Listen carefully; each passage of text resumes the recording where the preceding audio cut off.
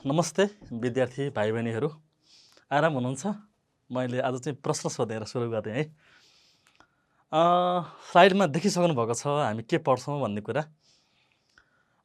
पक्कै पनि यति यो कविताको यो हरफ देखे पछाडि सजिलै अनुमान गर्न सक्नुहुन्छ आज हामी के पढ्दैछौँ। ल, कविता सँगसँगै मैले आजको कार्यक्रमको दैलो उघार्न चाहेँ है त विद्यार्थी भाइ बहिनीहरू। कविता पढौँ है त। हजुरहरूले पक्कै पनि कक्षामा पढिसक्नु भएको छ। शिक्षक शिक्षिकाले वाचन गरेर सुनाउनु भएको छ। हजुरहरूले कतिजनाले कति राम्रोसँग वाचन पनि गर्नुहुन्छ मलाई थाहा छ। र म कवितासँगै नेपाल बाँचे नेपाली हाम्रो गौरव बाँच्ने छ, नेपाली भाषा संस्कृति कला साहित्य साँच्ने छ, यसैले आऊ नेपाललाई बलियो बनाऊ, नेपाली हाम्रो श्रम र सिप स्वदेशमै लगाऊ। एकपटक फेरि भने, नेपाल बाँचे नेपाली हाम्रो गौरव बाँच्ने छ, नेपाली भाषा संस्कृति कला साहित्य साँच्ने छ, यसैले आऊ नेपाललाई बलियो बनाऊ, नेपाली हाम्रो श्रम र सिप स्वदेशमै लगाऊ। ल विद्यार्थी भाइ बहिनीहरू, आज हामी मुकुन्द शरण उपाध्यायद्वारा रचित नेपाली हाम्रो श्रम र सिप शीर्षकको कविता पढ्छौँ, यसको बारेमा छलफल गर्छौँ र यसमा भएका अभ्यासको हामी समाधान गर्छौँ। ल, एकपटक विद्यार्थी भाइ बहिनीहरूले नै गाउनु होला है त। किन कविता गाइरह्यो भने हाम्रो स्वरमा पनि निखारता आउँछ। अर्को भनेको कविताको बारेमा पनि ज्ञान हुन्छ।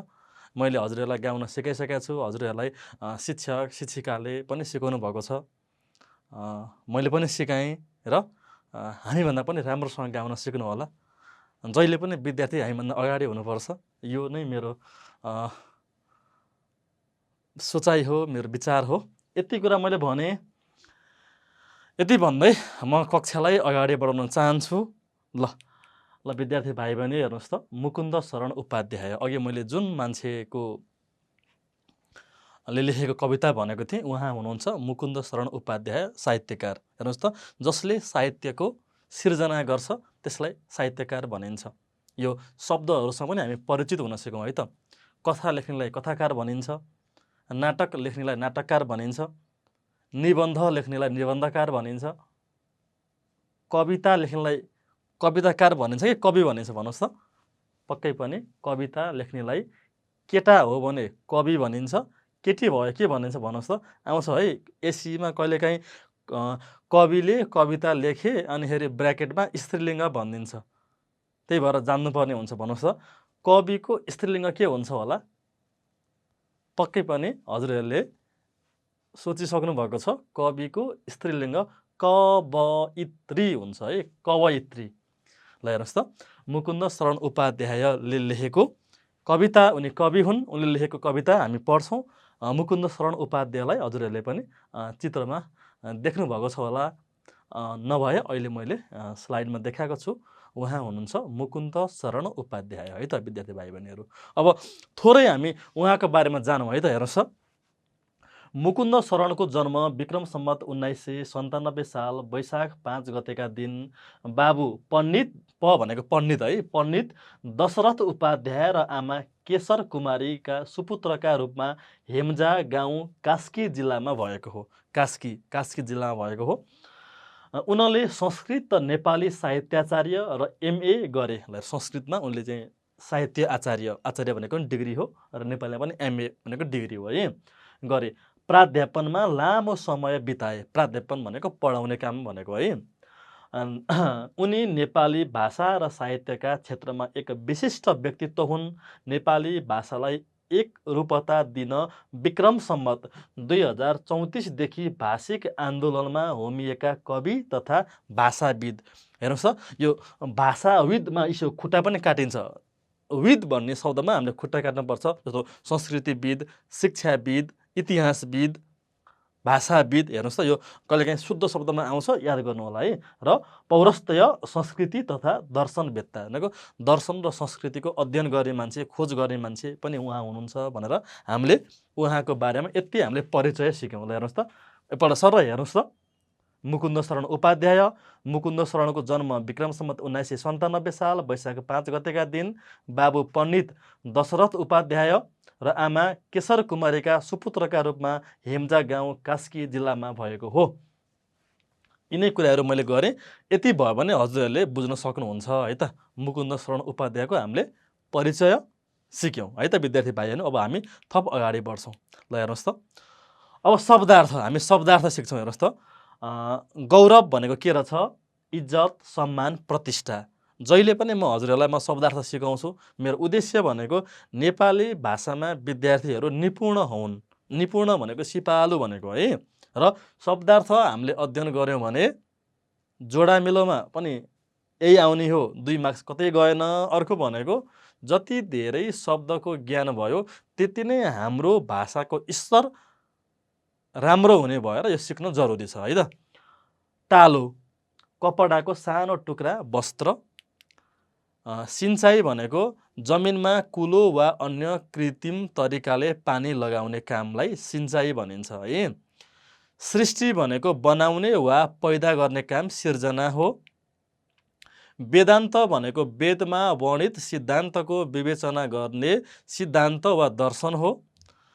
धम्पद भनेको बुद्धका उपदेश भएको ग्रन्थ हो। हेर्नुहोस् त, धम्पद भनेको बुद्धका उपदेश भएको ग्रन्थ हो। अपूर्व भनेको अद्वितीय अनुपम है। अपूर्व भनेको अद्वितीय अनुपम हो। सखार भनेको बिहान सबेरै झिसमिसेमालाई सखार भनिन्छ, बुझ्नु होला है। सखार भनेको बिहान सबेरै झिसमिसेमा। प्रकाशपुञ्ज भनेको एकै ठाउँमा जम्मा भएको प्रकाशलाई प्रकाशपुञ्ज भनिन्छ है विद्यार्थी भाइ बहिनीहरू। आभा भनेको कुनै वस्तु आदिमा देखा पर्ने चमक र झलकलाई आभा भनिन्छ। आभा भनेको के हो? कुनै वस्तु आदिमा देखा पर्ने चमक र झलकलाई आभा भनिन्छ। बुझ्नुहोस् है। कला भनेको कुनै काम राम्रोसित गर्ने सिप वा कौशल हो। कला भनेको कुनै काम राम्रोसित गर्ने सिप वा कौशल हो। श्रम भनेको कुनै कामका निमित्तको मानवीय चेष्टा प्रयासलाई श्रम भनिन्छ। सितो, पाकेको चामलको दानो सितो हो। हामीले सीता सीता भनेर श्रुतिसम्म भिन्नार्थमा पनि पढेका थियौँ नि। हेर्नुहोस् त, यो ह्रस्ववाला सीता आयो भने पाकेको चामलको दानो हुँदो रहेछ। दीर्घवाला सीता आयो भने चाहिँ नाम हुँदो रहेछ है, बुझ्नु होला। आलस्य, काम गर्ने जाँगर नभएको अवस्थालाई आलस्य भनिन्छ। रहस्य भनेको भित्री आशय हो। सम्पदा भनेको प्राकृतिक देन हो। चोखो भनेको शुद्ध पवित्र हो। स्वर्ग भनेको सुन्दर स्थान, अत्यन्तै रमण ठाउँ, रमण अथवा रमणीय भन्नुहोस् न है, रमणीय ठाउँ है, रमाइलो ठाउँ। ल यसरी हामी बुझ्छौँ। अब कविताको मूल भाव हेर्नुहोस् त, यो कविताको मूल भाव जानियो भने नि कविता मैले पढाएको छैन है, किनभने हजुरहरूले स्कुलमा पढिसक्नु भएको छ, शिक्षकले धेरै पटक रिभिजन पनि गरिसक्नु भएको छ। तसर्थ मैले कविता पढाइनँ। म कविताको मूल भाव सिकाउँछु, शब्दार्थ सिकाउँछु र परीक्षामा सोध्न सकिने सम्भावित प्रश्नको बारेमा हामी छलफल गर्छौँ। अब हामी कविताको मूल भाव बारेमा छलफल गर्छौँ है त विद्यार्थी भाइ बहिनीहरू। अब किन कविताको मूल भाव यदि हामीले जान्यौँ भने त्यसैको वरिपरि क्वेसन सोध्ने हो। चाहे व्याख्या सोधोस्, चाहे चाहिँ भाव स्पष्ट सोधोस्, चाहे तार्किक उत्तर सोधोस्, चाहे विवेचनात्मक उत्तर सोधोस् अथवा मूल भाव नै सोधोस्, यही मूल भावको वरिपरि भएर उत्तर लेख्यो भने मिल्छ, नमिल्ने भन्ने हुँदैन है त। त्यही भएर मूल भाव, हरेक पाठको मूल भाव अथवा सन्देश हामीले राम्रोसँग बुझ्यौँ भने परीक्षामा जसरी प्रश्न घुमाएर सोधे पनि हामी त्यसको समाधान गर्न सक्छौँ। ल अब हामी यो कविताको मूल भावको बारेमा छलफल गर्छौँ है त विद्यार्थी भाइ बहिनीहरू। ल हेर्नुहोस् त, यो कविताको मूल भाव के हो भन्दा हेर्नुहोस् त, नेपाली हाम्रो श्रम र सिप कविता, नेपाली भूगोल, नेपाली भावना, नेपाली चित्र र नेपालीहरूको चरित्रमाथि प्रकाश पारी लेखिएको एक उत्कृष्ट कविता हो। हेर्नुहोस् त, मैले सुरुवात कसरी गरेँ? नेपाली हाम्रो श्रम र सिप कविता, नेपाली भूगोल, नेपाली भावना, नेपाली चित्र, नेपालीहरूको चरित्रमाथि प्रकाश पारी लेखिएको एक उत्कृष्ट कविता हो। नेपाली भाषा, कला, संस्कृति र इतिहासलाई सम्मान गर्दै लेखिएको यस कविताले हाम्रो सभ्यता बचाउन आम पाठकलाई आग्रह गरेको छ। यो देशलाई बलियो बनाउन, हाम्रो भाषा संस्कृति जोगाउन र साहित्यको संरक्षण गर्न कविता मार्फत आह्वान गर्छन् कविले, है। विज्ञान र प्रविधिले सिर्जना गरेको अवसरलाई सदुपयोग गर्दै स्वदेशमा नै बसेर श्रम र सिप देखाउन आम युवा समक्ष कवि निवेदन गर्छन्। आफ्नो देश आफैले बनाउनु पर्ने तर्क कविको रहेको छ। विदेशमा बगाउने रगत पसिना यही देशमा बगाउन सके यही देशमा हिरा फल्ने कुरा कवि गर्छन्। हेर्नुहोस् त कति राम्रो कुरा रहेछ। हामीले विदेशमा बगाउने रगत पसिना यही देशमा बगायौँ भने यही देश समृद्ध हुन्छ। हामीले गर्दाखेरि चाहिँ अरबका देशहरू समृद्ध बने। युरोपमा हाम्रा श्रमिक गएर युरोपका सडकलाई चिल्ला बनाए, महलहरू आलिसान बने, तर हामी चाहिँ सधैँ बत्ती मुनिको अँध्यारो जस्तै भइरह्यौँ। अब हामीले हाम्रै देशमा पसिना बगाउनुपर्छ, यही देशमा रगत बगाउनुपर्छ, अनि मात्र यो देश समृद्ध हुन्छ भन्ने कुरा कविले गर्छन्, है। यो कविताको मूल भाव पनि यही नै हो। बुझ्नुहुन्छ? ल हेर्नुहोस् त, नेपालीहरू इमान्दार, परिश्रमी, श्रमजीवी रहेको कुरा कविले कवितामा भनेका छन्। अनेकतामा एकता र सांस्कृतिक विविधताले युक्त यस देश विश्वको एक अनुपम देश रहेको र वीर पुर्खाको आशीर्वाद पाएको यो भूमिलाई हराभरा बनाउने जिम्मा हामी सबैको रहेको कुरा कविले गरेका छन्। हेर्नुहोस् त कस्तो राम्रो पोइन्ट छ। मैले फेरि दोहोऱ्याएँ, नेपालीहरू इमान्दार, परिश्रमी, श्रमजीवी रहेको कुरा कविले कवितामा भनेका छन्। अनेकतामा एकता र सांस्कृतिक विविधतालाई युक्त यस देश विश्वको एक अनुपम देश रहेको र वीर पुर्खाको आशीर्वाद पाएको यो भूमिलाई हराभरा बनाउने जिम्मा हामी सबैको रहेको कुरा कविले गरेका छन्। अब अर्को सुन्नुहोस् त, संसारलाई ज्ञानको र सभ्यताको ज्योति छर्ने हाम्रा पूर्वज रहेको कुरा कवि गर्दछन्। विज्ञानको उत्पत्ति यही भूभागमा भएको भन्ने कविको तर्क रहेको छ। संसारको छानो सगरमाथा हाम्रो पहिचान र प्राकृतिक छटा हाम्रा चिनारी रहेको कुरा कविले गरेका छन्। हामीले हात्तीमालो गरेर अघि बढ्यौँ भने पहाड, हिमाल र तराईलाई नै समृद्ध बनाउन सकिने विचार कविको रहेको छ। हेर्नुहोस् त, अब समग्रमा भन्नुपर्दा गर्विलो विगत र रहरलाग्दो प्राकृतिक सम्पदा र सांस्कृतिक सम्पदाले सुसज्जित यो देशलाई अब समृद्ध बनाउन हामीले कम्मर कस्नुपर्ने, स्वदेशमा नै श्रम र सिप खन्याउन सके देश बन्नेछ भन्ने आशय प्रस्तुत कविताको रहेको छ। कविताको मूल भाव पनि यही नै हो। ल हेर्नुहोस् त, बुझ्नुभयो? ल हेर्नुहोस् त, एकपल्ट सर स्लाइड पढ्नुहोस् त विद्यार्थी भाइ बहिनीहरू। ल हेर्नुहोस् त, हामीले के लेखेका छौँ एकपल्ट सर पढ्नुभयो भने हजुरहरू प्रष्ट हुनुहुन्छ यो कविताले के भन्दो रहेछ भन्ने कुरा, है त। ल मैले अगाडि बढाएँ। अब हेर्नुहोस् है, भाव विस्तार गर्नुहोस् भन्ने प्रश्नमा नेपाल बाँचे, नेपाली हाम्रो गौरव बाँच्ने छ, नेपाली भाषा संस्कृति कला साहित्य साँच्ने छ भन्ने छ। अब यसलाई कसरी चाहिँ भाव विस्तार गर्ने म सिकाउँछु, है त विद्यार्थी भाइ बहिनी। ल हेर्नुहोस् त, पद्यांश भनेको पद्यको अंश भनेको हो। कवितालाई हामी पद्यांश, गद्य छ भने गद्यांश भनिन्छ। अहिले हामीले पढेको कविता पद्य हो। गद्य र पद्य भनेर बुझ्नुहुन्छ? ल सजिलो भाषामा भन्दा पद्य भनेको छन्द कविता, लय मिलेका शब्द गनेर लेखिएका कविता पद्य कविता हुन्, जसलाई छन्द पनि भनिन्छ। गद्य भनेका छन्दभन्दा बाहिर गएर लेखेका कविताहरू हुन्, है। हेर्नुहोस् त, पद्यांशले भनेको कुरा साँचो हो। नरहे बाँस नबज्छ बाँसुरी भने झैँ नेपाली कला संस्कृति भाषा रहेन भने हामी नेपाली पनि रहन सक्दैनौँ। भाषा, कला, संस्कृति, इतिहास भनेका मुलुकको अमूल्य निधि हुन्। निधि भनेको सम्पत्ति, है। यो निधि हो। यहाँ यिनै निधिहरूले नै राष्ट्रलाई चिनाएको हुन्छ। होला हेर्नुहोस्, यहाँ निधि हुनुपर्ने विधि भएछ। यति चाहिँ करेक्सन गर्नुहोस् है विद्यार्थी भाइ बहिनीहरू। फेरि सरले यो के हो यो विधि भन्नुभयो होला, यो विधि होइन, यो के हो यिनै यो नि हो ल, यिनै नि ल हेर्नुहोस् त, यिनै निधिहरूले नै राष्ट्रलाई चिनाएको हुन्छ। ल हेर्नुहोस् पहिलो प्याराग्राफमा यति लेखे पुग्छ है त। पहिलोमा हजुरहरूले यति लेख्नुभयो भने पुग्छ। हेर्नुहोस् त यबाट सर पढ्नुहोस् त के छ, मैले के लेखेँ, पद्यांशले भनेको कुरा साँचो हो, नरहे बाँस नबज्छ बाँसुरी भने झैँ नेपाली कला संस्कृति भाषा रहेन भने हामी नेपाली पनि रहन सक्दैनौँ। भाषा कला संस्कृति इतिहास भनेका मुलुकको अमूल्य निधि हुन्। यिनै निधिहरूले नै राष्ट्रलाई चिनाएको हुन्छ भनेर मैले पहिलो अनुच्छेद लेखेँ। अब दोस्रोमा हेर्नुहोस् त के लेखेको छु, राष्ट्र भनेको भूगोल मात्र होइन, त्यहाँ भावना पनि हुन्छ। राष्ट्रको गौरवपूर्ण इतिहास संस्कृति र सभ्यताले नै मुलुक चिनिएको हुन्छ। जसरी हाकु पटासी लगाएको मान्छे भेट्दा हामी उसको परिचय नसोधे पनि नेवार हो भनेर चिन्दछौँ। कपाल मुण्डन गरेर रातो कपडा लगाई हातमा माला जप्दै गरेको मान्छे देख्दा हामी सहजै त्यो मान्छे बौद्धर्मी अथवा बौद्ध धर्म मान्ने हो भनेर जान्दछौँ। मुलुक पनि भाषा कला इतिहास संस्कृतिले गर्दा विश्व मानचित्रमा चिनिएको हुन्छ। भाषा कला संस्कृति नरहँदा मुलुकको, हेर्नुहोस् त, मुलुकको स्वाभिमान नरहने हुँदा यसलाई बचाउने दायित्व हामी सबैको हो।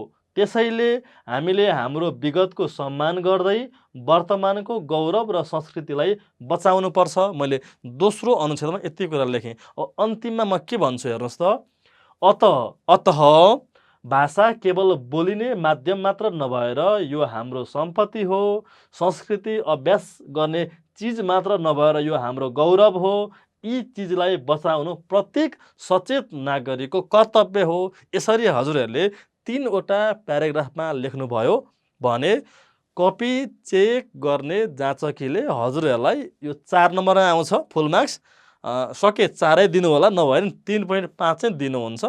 यही फर्मेटमा लेख्नु होला। एकपल्ट फेरि दोहोऱ्याउँछु है त, हेर्नुहोस् त, मैले पहिलो अनुच्छेदमा मैले के लेखेँ, पद्यांशले भनेको कुरा साँचो हो, नरहे बाँस नबज्छ बाँसुरी भने झैँ नेपाली कला संस्कृति भाषा रहेन भने हामी नेपाली पनि रहन सक्दैनौँ। भाषा कला संस्कृति इतिहास भनेका मुलुकको अमूल्य निधि हुन्।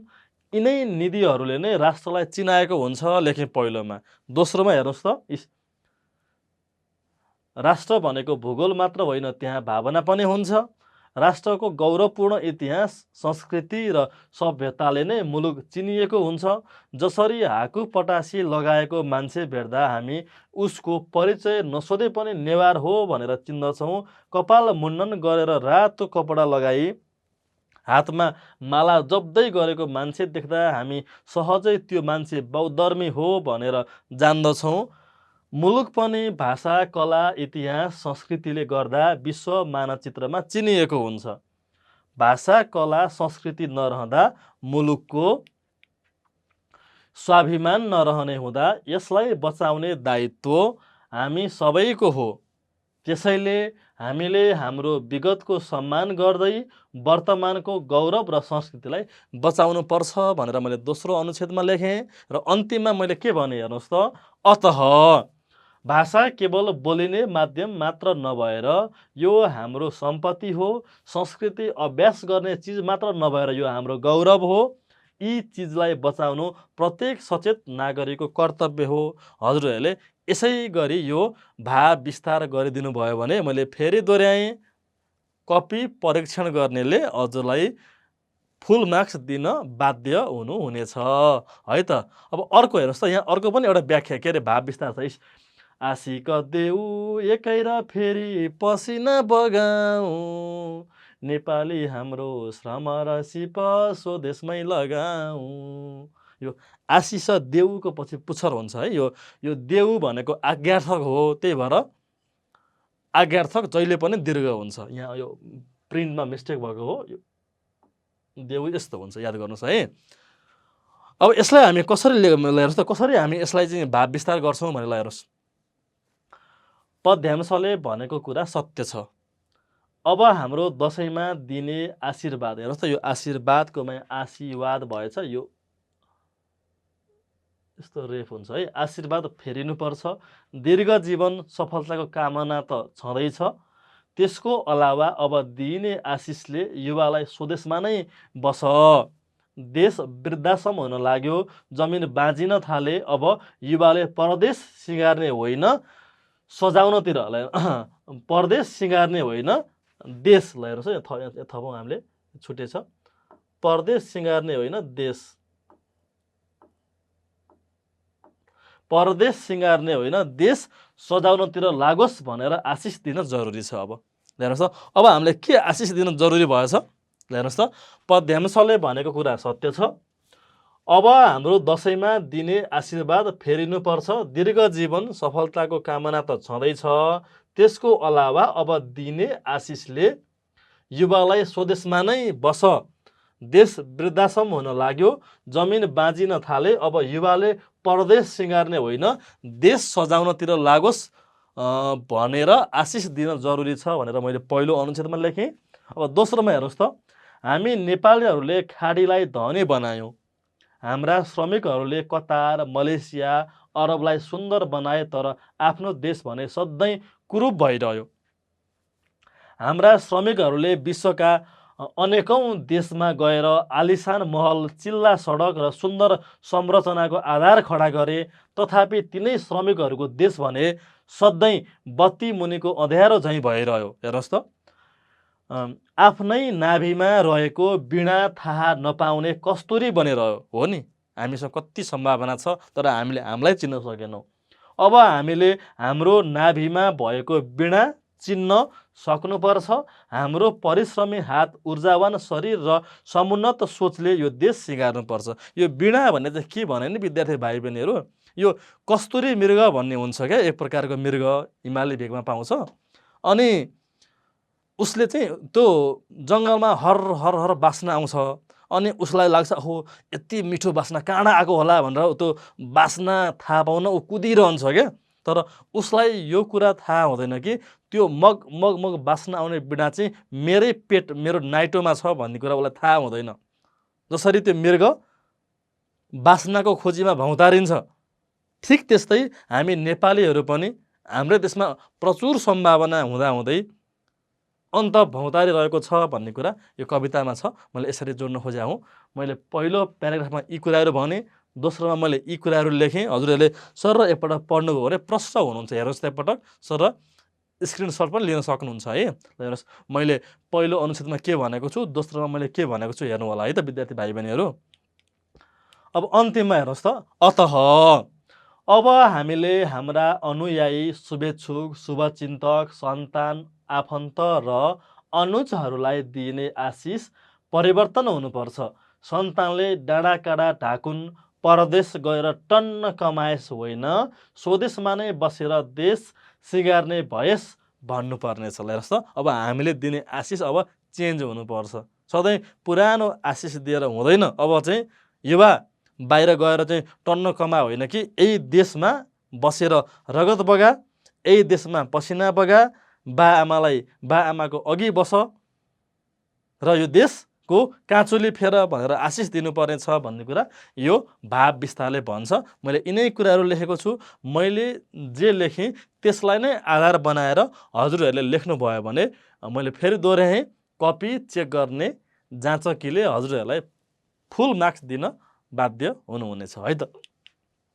अब हेर्नुहोस्,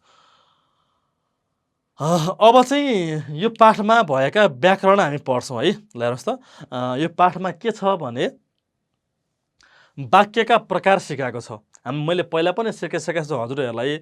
वाक्यका प्रकार तीनटा हुन्छन्, एउटा सरल वाक्य, अर्को संयुक्त वाक्य, अर्को मिश्र वाक्य हो।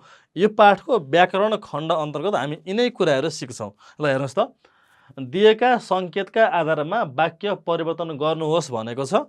जब गडगडाएर पानी पर्यो तब बाढी आयो भन्नेलाई सरल वाक्यमा लाँदा के हुन्छ होला भन्नुहोस् त। मैले भनिसकेको छु। आज हामी के अहिले यो कविता अन्तर्गतको अभ्यासमा व्याकरण खण्डमा वाक्य, सरल वाक्य, संयुक्त वाक्य, मिश्र वाक्य छ। ल भन्नुहोस् त, मैले पढाउनुभन्दा अगाडि हजुरहरूलाई मैले प्रश्न सोधेर म पढाउँछु है त। किनभने पक्कै पनि स्कुलमा पढिसक्नु भएको छ। हजुरहरूको शिक्षक शिक्षिकाले यो सरल वाक्य, संयुक्त वाक्य, मिश्र वाक्य हजुरहरूलाई सिकाइसक्नु भएको छ। मैले सोधेँ प्रश्न है त। ल भन्नुहोस् त, जब गडगडाएर पानी पर्यो तब बाढी आयो भन्ने वाक्यलाई सरल वाक्यमा चेन्ज गर्दा के होला? ल अनुमान गर्नुहोस् त के हुन्छ? अनुमान गर्नुहोस् त के हुन्छ होला? पक्कै पनि कतिजना विद्यार्थी भाइ बहिनीहरूले मिलाइसक्नु भएको छ। यो कति यति सजिलो पनि सरले के सोधेको होला भन्नु होला है। ल हेर्नुहोस् त, गडगडाएर पानी परेकाले बाढी आयो। सजिलो, कति सजिलो हेर्नुहोस् त। आहा। ल अर्को प्रश्न सोधेँ है त। कुकुर भुक्छ, कुकुरले टोक्दैन। ल यसलाई मिश्रमा चेन्ज गर्नुहोस् त के हुन्छ? लैजानुहोस् त। ल लेख्नुभयो? पक्कै पनि हजुरहरूले लेखेको उत्तर मिलेको हुनसक्छ। चेक गर्नुहोस् है त। जुन कुकुर भुक्छ त्यसले टोक्दैन। ल हेर्नुहोस् है। अर्को प्रश्न सोधेँ। ऊ राम्रो पढ्छ र सफल हुन्छ। सरल वाक्यमा। ल सरल वाक्यमा चेन्ज गर्नुहोस् त के हुन्छ? ल गेस गर्नुहोस्, हजुरलाई म गेस गर्न समय दिएँ। ल के हुन्छ होला भन्नुहोस् त?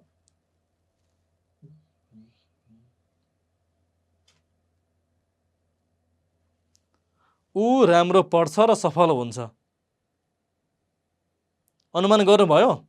ल हजुरहरूको अनुमान मिल्यो कि मिलेन हेर्नुहोस् त। ऊ राम्रो पढेर सफल हुन्छ। पक्कै पनि अनुमान सही भएको हुनुपर्छ। अर्को, घाम लाग्यो न्यानो भयो। ल यसलाई चाहिँ संयुक्त वाक्यमा लैजानुहोस् त के हुन्छ होला? ल संयुक्त वाक्यमा चेन्ज गर्नुहोस् त हजुर। ल तपाईँहरूको अनुमान मिल्यो कि मिलेन भन्नुहोस् त। मिल्यो, पक्कै मिलेको हुनुपर्छ।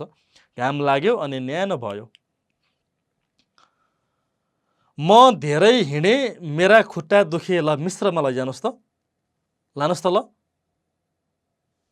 लैजानु भयो? ल पक्कै पनि हजुरहरूले लगेको उत्तर हेर्नुहोस् त। जब म धेरै हिँडेँ तब मेरा खुट्टा दुखे। ल यसरी हामी। अर्को, श्रमिकले श्रम गर्छन्, श्रमिकले जीविकोपार्जन गर्छन्। संयुक्त वाक्य। ल यो भन्नुहोस् त के हुन्छ यसको उत्तर? ल अनुमान गर्नुहोस् त। श्रमिकले श्रम गर्छन्, श्रमिकले जीविकोपार्जन गर्छन्। संयुक्तमा के हुन्छ होला? ल हेर्नुहोस् त। श्रमिकले श्रम गर्छन् र जीविकोपार्जन गर्छन्। यसरी हामी।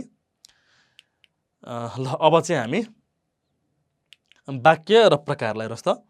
ल हेर्नुहोस्, यो पाठबाट परीक्षामा प्रश्न नम्बर 10 को भाषिक संरचना अन्तर्गतको बोध प्रश्नमा अनुच्छेदमा भएको कुनै एक वाक्यलाई सरल, मिश्र, संयुक्त मध्ये कुनै एउटामा परिवर्तन गर्न लगाइन्छ। ल हेर्नुहोस् त। हजुरहरूको प्रश्न नम्बर 10 मा 4वटा प्रश्न आउँछ।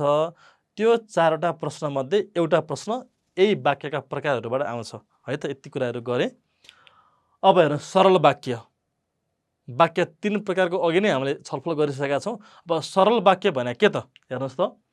एउटा उद्देश्य, एउटा विधेय। यो उद्देश्य भनेको कर्ता है, नझुकिनु होला। विधेय भनेको क्रियापद हो, झुकिनु हुँदैन।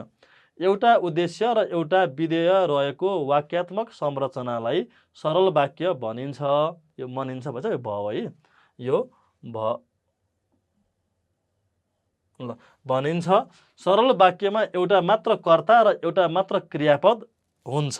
ल हेर्नुहोस् त। डेफिनेसन हेर्नुहोस् त एकपल्ट सर। र सरल वाक्य भने के रहेछ?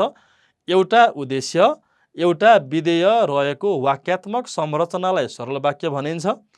सरल वाक्यमा एउटा मात्र कर्ता र एउटा मात्र क्रियापद हुन्छ, समापक क्रिया। समापक क्रिया भने के होला? वाक्य टुङ्ग्याउने क्रियापद है, बुझ्नु होला। जस्तो म जान्छु, भाइ आयो, तपाईँ हाँस्नु हुँदै थियो। ल यो सबै सरल वाक्यको उदाहरण हो। अर्को, सरल वाक्यमा एकभन्दा बढी असमापिका क्रिया भने रहन सक्दछन्। जस्तै म सरासर हिँडेर घर जान्छु। ल हेर्नुहोस् त। बुझिन्छ विद्यार्थी भाइ बहिनीहरू? अब सरल वाक्यका विशेषता हेर्नुहोस् त। एउटा मात्र उद्देश्य कर्ता, एउटा मात्र विधेय क्रिया रहेको हुन्छ। मैले अघि नै भने उद्देश्य भनेको कर्ता हो, विधेय भनेको क्रियापद। सरल वाक्यमा एउटा उद्देश्य, एउटा विधेय रहन्छ। एउटा मात्र समापिका क्रियापद रहन्छ, वाक्य टुङ्ग्याउने क्रियापद भनेको है। एक वा एकभन्दा बढी असमापिका क्रियापद आए पनि अलग वाक्य संरचना निर्माण गर्ने गरी आउँदैन भनेको दुईटा जस्तो देखिँदैन भनेको है। सरल वाक्यका केही उदाहरण हेरौँ त। म पढ्छु, बहिनी काम गर्छे, भाइ पढेर बसेको थियो, आमा भोलि बिहानै आउनु हुनेछ। ल हेर्नुहोस् त। अर्को भाषामा भन्दा सरल वाक्य भनेको संयोजकको प्रयोग नभएको भन्दा पनि बुझिन्छ है। अब मिश्र वाक्यलाई हेर्नुहोस्। एउटा मुख्य उपवाक्य र अर्को आश्रित उपवाक्य मिलेर बनेको वाक्य मिश्र वाक्य हो। अब यो डेफिनेसन हामीलाई याद गर्न पनि सक्दैनौँ, कण्ठ गर्न पनि गाह्रो हुन्छ। सामान्य रूपमा भन्दा मिश्र वाक्य भनेको, हेर्नुहोस् है, मिश्र वाक्य भनेको मैले बोर्डमा लेखेँ, मिश्र वाक्य भनेको सापेक्ष, हेर्नुहोस् त, मिश्र वाक्य भनेको सापेक्ष सापेक्ष संयोजक लागेको वाक्य। हेर्नुहोस् है, सापेक्ष संयोजक सजिलो रूपमा मैले सिकाएँ। हेर्नुहोस् त, मिश्र वाक्य भनेको सापेक्ष संयोजक लागेको वाक्य। संयोजक दुई किसिमको हुन्छ, एउटालाई हामी सापेक्ष भन्छौँ, अर्कोलाई हामी निरपेक्ष भन्छौँ। ल हेर्नुहोस् त, सापेक्ष संयोजक लागेको वाक्यलाई मिश्र वाक्य भनिन्छ। अब सापेक्षमा के पर्छ भन्दा सापेक्षमा जब, तब, जहाँ, त्यहाँ, जसरी, त्यसरी, जो, त्यो पर्छ। बुझिन्छ? हेर्नुहोस् त, यो भनी हो, यो मनी भएछ है। ल हेर्नुहोस् त, मैले फेरि भने, मिश्र वाक्य भनेको त्यस्तो वाक्य हो जहाँ सापेक्ष संयोजक लाग्छ। सापेक्ष भने के रहेछ? सापेक्ष भनेको जब, तब, जहाँ, त्यहाँ, जसरी, त्यसरी, जो, त्यो, जुन, कुन, जसले, त्यसले, यी लाग्छ है। बुझ्नु होला है। जस्तो जो अग्लो छ त्यो नै मेरो भाइ हो, जहाँ फुल फुल्छन् त्यहाँ भ्रमरा डुल्छन्, जसले परिश्रम गर्छ त्यसले फल पाउँछ, उसले के भन्यो भने म साह्रै राम्री छु, जो विद्वान छ ऊ सर्वत्र पुजिन्छ। ल हेर्नुहोस् त, मिश्र वाक्य भनेको सापेक्ष संयोजकको प्रयोग भएको वाक्य। सापेक्ष संयोजक भने के रे? जब, तब, जहाँ, त्यहाँ, जसरी, त्यसरी, जो, त्यो, जुन, कुन लागेको वाक्य। केही पनि गाह्रो छैन, धेरै कुरा बुझ्नु जरुरी छैन, यति कुरा। अब हेर्नुहोस् त, अब मिश्र वाक्यका विशेषता भनेको छ, विभिन्न कुराहरू छ। मैले अब यो धेरै कुरा गरिनँ, किनभने हामीले बुझिसकेका छौँ मिश्र वाक्य भनेको सापेक्ष संयोजक लागेको वाक्य भन्ने हामीलाई थाहा भइसकेको छ। अब संयुक्त वाक्य, ल हेर्नुहोस्, अब संयुक्त वाक्यको बारेमा पनि ल हेर्नुहोस् त, एकभन्दा बढी स्वतन्त्र उपवाक्यहरूको योगबाट निर्मित वाक्य संयुक्त वाक्य हो। अब धेरै कुरा नबुझौँ, जस्ट मात्र के बुझौँ भने अघि मिश्र वाक्यमा सापेक्ष संयोजक लाग्छ भनेर सिकेका थियौँ। अब हेर्नुहोस् है, यो संयुक्तमा चाहिँ निरपेक्ष, संयुक्त वाक्यमा निरपेक्ष, हेर्नुहोस् त, यो संयुक्त वाक्यमा निरपेक्ष संयोजक लाग्छ। ल हेर्नुहोस् है, कति सजिलो। हेर्नुहोस् त, संयुक्त वाक्यमा निरपेक्ष संयोजक लाग्छ। अब यो निरपेक्ष संयोजक भने के त भन्दा निरपेक्ष संयोजक भनेको हेर्द र, तर, अनि, पनि, किनभने, किनकि, परन्तु, कि, वा, नत्र जस्ता निरपेक्ष संयोजक। ल हेर्नुहोस् त, संयुक्त वाक्य भनेको त्यस्तो वाक्य हो जहाँ निरपेक्ष संयोजक लाग्छ। निरपेक्ष भने के रे? र, तर, अनि, पनि, किनकि, किनभने, वा, अथवा, यदि, यद्यपि, तापनि, तसर्थ, त्यसैले, किन्तु, परन्तु यी लाग्छ। यति मैले कुरा गरेँ है त। अब हेर्नुहोस् त, मैले खाना खाएँ र विद्यालय गएँ, यो र लागेको छ। अर्को, कि मन लगाएर पढ, कि ध्यान दिएर लेख, यो कि लागेको छ। उसले परिश्रम गर्यो त्यसैले सफलता हात पार्यो, त्यसैले लागेको छ। उसले पढेन त्यसकारण सफल हुन सकेन। ल हेर्नुहोस्, यसरी हामी चिन्छौँ। ल बुझ्यो, मैले धेरै भनिनँ। ल हेर्नुहोस् है, अब यसको विशेषता पनि यहाँ विभिन्न छ, नोटमा हजुरहरूले पाउनुहुन्छ। जस्ट मैले सरल संयुक्त मिश्र मैले भनिसकेको छु, मैले अब धेरै कुरा गरिनँ है त विद्यार्थी भाइ बहिनीहरू। अब अभ्यासमा, ल यो अभ्यास चाहिँ म हजुरहरूलाई सोध्छु, ल भन्नुहोस् त यसको उत्तर के हुन्छ होला? परिश्रमी मानिसले भोकै मर्नु पर्दैन, मिश्र वाक्यमा के हुन्छ होला? ल अनुमान गर्नुहोस् त। हामीले के पढाएको छौँ मैले फेरि दोहोऱ्याएँ है, सरल वाक्यमा एउटा मात्र उद्देश्य, एउटा मात्र विधेय, जहाँ संयोजक हुँदैन। मिश्र वाक्य भनेको सापेक्ष संयोजक लागेको, जब, तब, जहाँ, त्यहाँ, जसरी, त्यसरी, जो, त्यो, जुन, कुन, जहिले, त्यहीले। संयुक्त वाक्य भनेको निरपेक्ष संयोजक लागेको, र, तर, अनि, पनि, किनकि, किनभने, वा, अथवा, यदि, यद्यपि, तापनि, तसर्थ है। अब परिश्रमी मानिसले भोकै मर्नु पर्दैन, मिश्रमा के हुन्छ होला? अनुमान गर्नुहोस् त। हजुरहरूले पक्कै अनुमान गरिसक्नु भएको छ, के हुन्छ होला?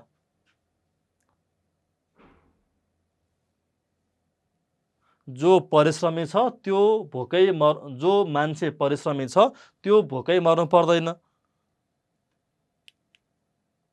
हिउँदमा जाडो हुन्छ, वर्षामा गर्मी हुन्छ। मिश्र वाक्य के हुन्छ होला? मिश्रमा के? जब, तब के हुन्छ होला त? जब हिउँद हुन्छ तब जाडो हुन्छ हो के हुन्छ होला वर्षामा गर्मी हुन्छ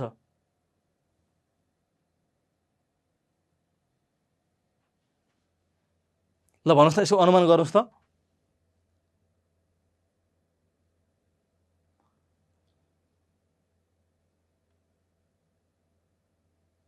जब हिउँद हुन्छ तब जाडो हुन्छ जब वर्षा हुन्छ तब गर्मी हुन्छ हो ल अर्को तितो औषधि हितकारी हुन्छ संयुक्त भन्नुहोस् त के हुन्छ होला संयुक्तमा के हुन्छ दुईटा वाक्य हुनुपर्छ त्यसलाई जोड्ने काम र तरले गरेको हुनुपर्छ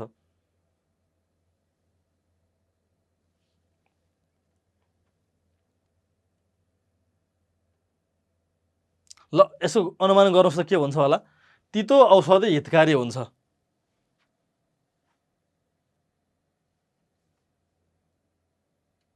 औषधि तितो छ त्यो हितकारी छ अथवा औषधि तितो छ त्यसकारण हितकारी छ जे लेखे पनि हुन्छ औषधि तितो भए तापनि हितकारी छ ल हेर्नुहोस् जसरी गरे पनि हुन्छ है परिश्रम गर्नेले सुख पाउँछ मिश्र वाक्य जसले परिश्रम गर्छ त्यसले सुख पाउँछ घाम लागेको बेला गर्मी बढ्छ जब घाम लाग्छ तब गर्मी बढ्छ यसरी हामी गर्छौँ है ल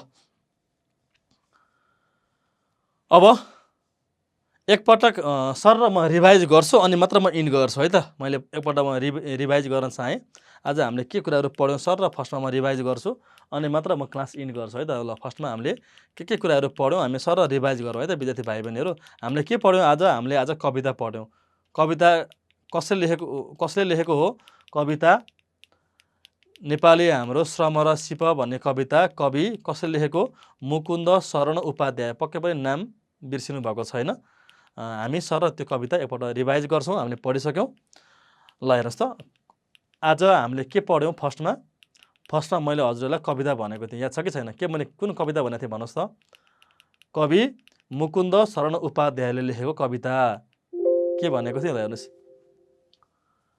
नेपाल बाँचे नेपाली हाम्रो गौरव बाँच्ने छ नेपाली भाषा संस्कृति कला साहित्य साँच्ने छ यसैले आऊ नेपाललाई बलियो बनाऊ नेपाली हाम्रो श्रम र सिप स्वदेशमै लगाऊ मुकुन्द शरण उपाध्याय अब शब्दार्थमा हेर्नुहोस् त मुकुन्द शरण उपाध्याय उहाँ हुनुहुन्छ त्यस पछाडि उहाँको जन्म 1997 साल वैशाख 5 गते कास्की जिल्लामा भएको थियो भनेर भने उहाँले कति पढ्नुभयो त्यहीँ थियो अहिलेको स्लाइडमा हजुरहरूले पढ्न सक्नुहुन्छ अब शब्दार्थ हेर्नुहोस् त गौरव इज्जत सम्मान प्रतिष्ठा टालो कपडाको सानो टुक्रा वस्त्र सिँचाइ जमिनमा कुलो वा अन्य कृत्रिम तरिकाले पानी लगाउने काम सृष्टि बनाउने वा पैदा गर्ने काम सिर्जना वेदान्त वेदमा वर्णित सिद्धान्तको विवेचना गर्ने सिद्धान्त वा दर्शन धम्पद बुद्धका उपदेश भएको ग्रन्थ अपूर्व अद्वितीय अनुपम सखार बिहान सबेरै झिसमिसेमा प्रकाशपुञ्ज एकै ठाउँमा जम्मा भएको प्रकाश आभा कुनै वस्तु आदिमा देखा पर्ने चमक झलक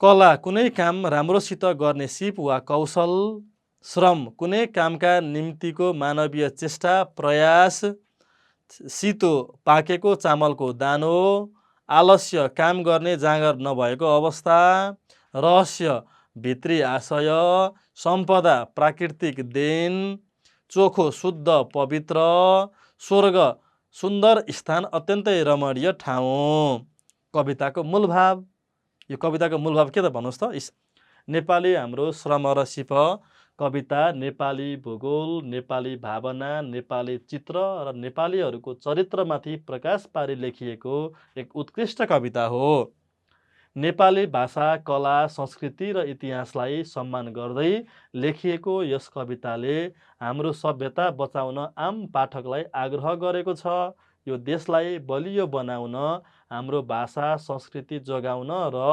साहित्यको संरक्षण गर्न कविता मार्फत आह्वान गर्दछन् कविले विज्ञान र प्रविधिले सिर्जना गरेको अवसरलाई सदुपयोग गर्दै स्वदेशमा नै बसेर श्रम र सिप देखाउन आम युवा समक्ष कवि निवेदन गर्छन्। आफ्नो देश आफैले बनाउनु पर्ने तर्क कविको रहेको छ। विदेशमा बगाउने रगत र पसिना यही देशमा बगाउन सके यही देशमा हिरा फल्ने कुरा कविले गर्छन्। नेपालीहरू इमान्दार, परिश्रमी, श्रमजीवी रहेको कुरा कविले कवितामा भनेका छन्। अनेकतामा एकता र सांस्कृतिक विविधताले युक्त यस देश विश्वको एक अनुपम देश रहेको र वीर पुर्खाको आशीर्वाद पाएको यो भूमिलाई हराभरा बनाउने जिम्मा हामी सबैको रहेको कुरा कविले गरेका छन्। हेर्नुहोस् त, संसारलाई ज्ञानको र सभ्यताको ज्योति छर्ने हाम्रा पूर्वज रहेको कुरा कवि गर्दछन्। विज्ञानको उत्पत्ति यही भूभागमा भएको भन्ने कविको तर्क रहेको छ। संसारको छानो सगरमाथा हाम्रो पहिचान र प्राकृतिक छटा हाम्रा चिनारी रहेको कुरा कविले गरेका छन्। हामीले हातेमालो गरेर अघि बढ्यौँ भने पहाड, हिमाल र तराईलाई नै समृद्ध बनाउन सकिने विचार कविको रहेको छ। समग्रमा भन्नुपर्दा गर्विलो विगत र रहरलाग्दो प्राकृतिक सम्पदा र सांस्कृतिक सम्पदाले सुसज्जित यो देशलाई अब समृद्ध बनाउन हामीले कम्मर कस्नु पर्ने, स्वदेशमा नै श्रम र सिप खन्याउन सके देश बन्नेछ भन्ने आशय प्रस्तुत कविताको रहेको छ। कविताको मूल भाव पनि यही नै हो। ल हेर्नुहोस् त, एकपल्ट सर र विद्यार्थी भाइ बहिनीहरूले पनि हेर्न सक्नुहुन्छ है त। ल हजुरहरूले पनि सर हेर्न सक्नुहुन्छ है। ल विद्यार्थी भाइ बहिनीहरू बुझ्नुहुन्छ नि। ल यो भयो कविताको मूल भाव है त। अब कविताको मूल भाव पछि भाव विस्तार गर्नुहोस्। मैले नेपाल बाँचे, नेपाली हाम्रो गौरव बाँच्ने छ, यसको मैले के भनेर भने भाव विस्तार गरेको थिएँ। हेर्नुहोस् त, मैले बिगिनिङ भने, म सबै कुरा भनिनँ। पद्यांशले भनेको कुरा साँचो हो। नरहे बाँस नबज्छ बाँसुरी भने झैँ नेपाली कला संस्कृति भाषा रहेन भने हामी नेपाली पनि रहन सक्दैनौँ। भाषा, कला, संस्कृति, इतिहास भनेका मुलुकको अमूल्य निधि हुन्। यिनै निधिहरूले नै राष्ट्रलाई चिनाएको हुन्छ। मैले पहिलो अनुच्छेदमा यो लेखेँ। दोस्रोमा मैले के भनेको छ र हजुरहरूले नोटमा गएर पनि हेर्न सक्नुहुन्छ अथवा स्क्रिनसट पनि लिन सक्नुहुन्छ है। मैले पढिनँ। र इन्डिङमा मैले के भने हेर्नुहोस् त, मैले इन्डिङ के भने, अतः भाषा केवल बोलिने माध्यम मात्र नभएर यो हाम्रो सम्पत्ति हो। संस्कृति अभ्यास गर्ने चिज मात्र नभएर यो हाम्रो गौरव हो। यी चिजलाई बचाउनु प्रत्येक सचेत नागरिकको कर्तव्य हो भनेर मैले इन्डिङ गरेँ। मैले अघि दोस्रो अनुच्छेदमा के लेखेको थिएँ हजुरहरूले पढिसक्नु भएको छ। इन्डिङ मैले यसरी गरेँ।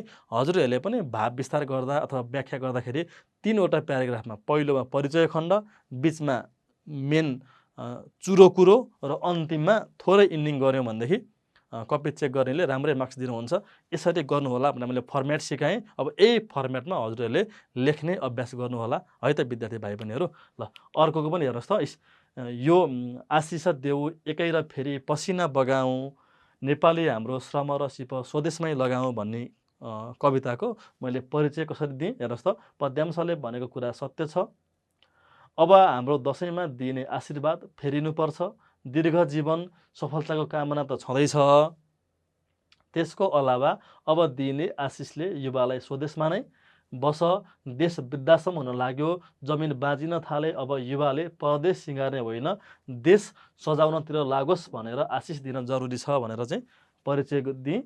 सेकेन्डमा मैले भनिसकेको छु, धेरै कुरा मैले गरेको छु, मैले अहिले वाचन गरिनँ। हजुरहरूले आफैले पनि मजाले हेर्न सक्नुहुन्छ, यो स्क्रिनमा देखिनुहुन्छ। स्क्रिनसट लिन सक्नुहुन्छ अथवा हाम्रो नोटमा पनि राखेको हुन्छ, यहाँबाट पनि लिन सक्नुहुन्छ। ल है त विद्यार्थी भाइ बहिनीहरू, मैले अन्तिम इन्डिङ के गरेँ, अतः अब हामीले हाम्रा अनुयायी, शुभेच्छुक, शुभचिन्तक, सन्तान, आफन्त र अनुजलाई दिने आशिष परिवर्तन हुनुपर्छ। सन्तानले डाँडाकाँडा ढाकुन्, परदेश गएर टन्न कमाएस् होइन, स्वदेशमा नै बसेर देश सिँगार्ने भएस् भन्नुपर्ने छ भनेर मैले इन्डिङ गरेँ। हजुरहरूले पक्कै बुझ्नु भएको छ। अब मैले वाक्य सिकाएँ। हेर्नुहोस् त, मैले वाक्य सिकाएको थिएँ। मैले वाक्यका प्रकार सरल वाक्य, संयुक्त वाक्य, मिश्र वाक्य भनेको थिएँ। म फेरि एकपल्ट दोहोऱ्याउँछु। हेर्नुहोस् त, वाक्य 3 प्रकारको, एउटा सरल वाक्य, अर्को संयुक्त वाक्य, अर्को मिश्र वाक्य। हेर्नुहोस् त, मैले फेरि दोहोऱ्याएँ। सरल वाक्य, संयुक्त वाक्य, मिश्र वाक्य।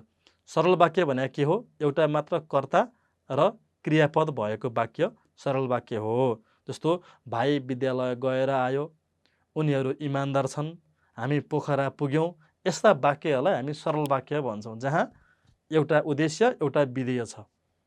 अब संयुक्त वाक्य भनेको निरपेक्ष संयोजक लागेको वाक्य। अब निरपेक्ष संयोजक भनेको के हो भन्दा निरपेक्ष संयोजक भनेको र, तर, अनि, पनि, किनकि, किनभने, वा, अथवा, यदि, यद्यपि, तापनि, तसर्थ, त्यसकारण लागेको वाक्य। जस्तो उनीहरू पोखरा पुगे अनि फेवातालमा रमाए। भाइले जागिर खायो अनि विवाह गर्यो। हेर्नुहोस् त, अनि, पनि, त्यसकारण, त्यसैले लगाएर बनेको वाक्य संयुक्त वाक्य हो। मिश्र वाक्य भनेको सापेक्ष संयोजकको प्रयोग भएको वाक्य। अब सापेक्ष संयोजक भनेको के त भन्दा सापेक्ष संयोजक भनेको जब, तब, जहाँ, त्यहाँ, जसरी, त्यसरी, जो, त्यो, जुन, कुन, जसले, त्यसले लगाएको वाक्य। जस्तो जब पानी पर्छ तब चिसो हुन्छ, जसले मह काट्छ त्यसले हात चाट्छ, जो इमान्दार छ त्यसलाई सबैले मान्छन्। हेर्नुहोस्, यसरी हामी वाक्यका प्रकार पनि सिक्छौँ है। मैले हजुरहरूलाई यो विभिन्न वाक्य लेखेर वाक्यको मैले सरल वाक्य, संयुक्त वाक्य, मिश्र वाक्यको मैले उदाहरण दिइसकेको छु। मैले धेरै पटक मैले रिभिजन गरिनँ। हाम्रो नोटमा हजुरहरूले मजाले पाउन सक्नुहुन्छ। नोटमा छ है, नोटमा छ। नोटबाट हेर्न सक्नुहुन्छ। मैले दोहोऱ्याइ पनि भनिसकेको छु, पक्कै पनि बुझ्नुहुन्छ। ल हेर्नुहोस् त, नबुझ्ने भन्ने केही पनि हुँदैन है त, सजिलै छ, हामी मजाले बुझ्न सक्छौँ है त विद्यार्थी भाइ बहिनीहरू। ल मैले अभ्यासमा पनि मैले अघि हजुरहरूलाई सोधिसकेको थिएँ, हजुरहरूले मिलाउनु पनि भयो। अब एउटा है, हेर्नुहोस् त, अब एउटा मैले के उद्देश्य र विधेय भन्ने सिकाएँ है। उद्देश्य र विधेय मैले फेरि भने, उद्देश्य यो कहिलेकाहीँ हजुरहरूलाई पनि आउँछ प्रश्न है, यो 10 नम्बरमा चाडा प्रश्नमध्ये एउटा कहिलेकाहीँ उद्देश्य र विधेय पनि सोध्छ। जस्तो 45 वर्षका कृष्ण राय गाउँका सबभन्दा भद्र मानिस थिए। ल भन्नुहोस् त, यो वाक्यमा भएको उद्देश्य कुन होला, विधेय कुन होला? ल गेस गर्नुहोस्, आउँछ परीक्षामा यस्तै प्रश्न आउने हो। उद्देश्य र विधेय पनि हामीले बुझ्न जरुरी छ। ल भन्नुहोस् त, 45 वर्षका कृष्ण राय गाउँका सबभन्दा भद्र मानिस थिए, के होला? यसको उद्देश्य के होला, विधेय के होला? ल हजुरहरूले गर्नुभएको अनुमान मिल्यो कि मिलेन चेक गर्नुहोस् त। उद्देश्य मानिस, विधेय थिए, अथवा उद्देश्य कृष्ण राय पनि हुन्छ है। माथला घरकी साइले दिदी असाध्यै छिटो हिँडिन्, के हुन्छ होला? यसको उद्देश्य के होला, विधेय के होला? उद्देश्य दिदी, विधेय हिँडिन्। विचार गर्दा गर्दै कृष्ण रायले रेलको डब्बामा भएको झगडा सम्झे। उद्देश्य कृष्ण राय, कृष्णको यो कु भएछ, यो क्रिया हो है, कृष्ण राय, विधेय बुझिहाल्नुहुन्छ, सम्झे। यसरी हामी उद्देश्य र विधेय चिन्छौँ। बुझिन्छ? उद्देश्य र विधेय बुझ्नुभयो? पक्कै बुझ्नुभयो। उद्देश्य भनेको वाक्यमा भएको कर्ता, विधेय भनेको वाक्यमा भएको क्रियापद। पक्कै बुझ्नुहुन्छ है। मैले फेरि दोहोऱ्याएँ, उद्देश्य भनेको वाक्यमा भएको कर्ता, विधेय भनेको वाक्यमा भएको क्रियापद। हजुरहरूलाई प्रश्न नम्बर 10 एसई परीक्षामा प्रश्न नम्बर 10 मा उद्देश्य र विधेयबाट सोध्न सक्छ, नचुकिनु होला है त। यति कुरा गर्दै अब चाहिँ हामी क्लासको अन्तिमतिर आइसकेका छौँ। कवि मुकुन्द शरण उपाध्यायको यो कवितासँगै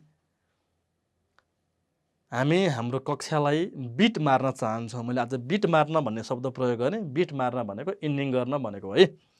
नेपाल आमा यो दिव्य आभा जगाउँ कसरी, आलस्य निद्राहीनता सारा भगाउँ कसरी, आशिष देऊ एकै र फेरि पसिना बगाउँ, नेपाली हाम्रो श्रम र सिप स्वदेशमै लगाउँ। ल, कवि मुकुन्द शरण उपाध्यायको कवितासँगै आजको यो कक्षा मैले यहीँ समापन भएको घोषणा गर्न चाहेँ। ल विद्यार्थी भाइ बहिनीहरू, एसी नजिकै आइसकेको छ, ध्यान दिएर पढ्नुहोला, नबुझेका कुराहरू सोध्नुहोला, साथीहरूलाई पनि हाम्रो कक्षाको बारेमा बताइदिनु होला र भिडियोमा कमेन्ट गर्न चाहिँ नबिर्सिनु होला है। किन हजुरहरूले कमेन्ट गर्नुभयो भने हामीलाई झन् ऊर्जा आउँछ। त्यही भएर कमेन्ट गर्न नबिर्स्नु होला। म पढ्छु को विद्यार्थीले कमेन्ट गरेछ म चाहिँ हेर्छु है त। ल यति भन्दै कक्षा सकिएको घोषणा गर्न चाहन्छु। हस् बाई विद्यार्थी भाइ बहिनीहरू। ल राम्रोसँग बस्नुहोस् है त।